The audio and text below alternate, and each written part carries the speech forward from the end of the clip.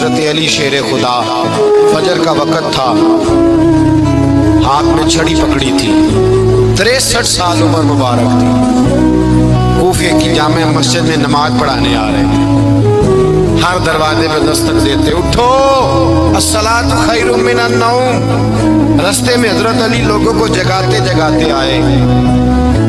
جب مسجد کوفہ میں پہنچے تو ایک بدبخت خنجر چھپائے کھڑا تھا، اس نے حضرت علی رضی اللہ تعالیٰ عنہ کو خنجر مارا۔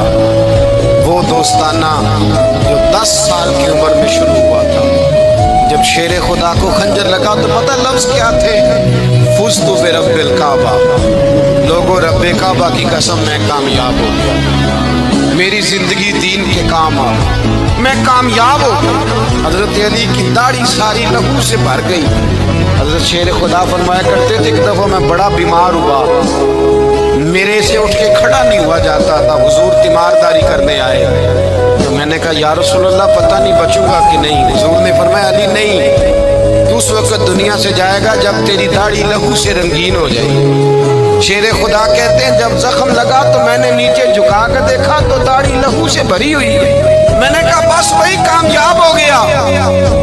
جامع مسجد کوفہ میں مولا علی نے سر سجدے میں رکھا اور اسلام کی تاریخ کا وہ شخص جس شخص نے اپنی بچپن سے لے کر جوانی سے لے کر بڑھاپا اور جاتے جاتے امام حسن اور حسین کو قریب بلایا اور وصیت کر گئے، بیٹا جینا اسی کا ہے جو دین کے لیے جیے، بیٹا مرنا اسی کا ہے جو دین کے لیے مرے، جس دھج سے کوئی مقتل میں گیا وہ شان سلامت رہتی ہے، یہ جان تو آنی جانی ہے، اس جان کی کوئی بات نہیں۔ حضرت شیر خدا کرم اللہ تعالی وجہ الکریم خاتم الخلفاء تھے، ان پر خلافت اسلامیہ ختم ہوئی۔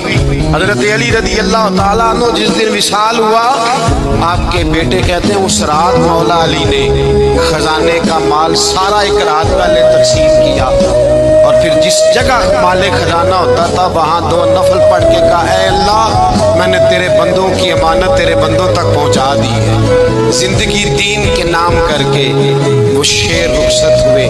21 رمضان المبارک کی شام ڈھلی تو حضرت علی المرتضیٰ شیر خدا رخصت ہوئے۔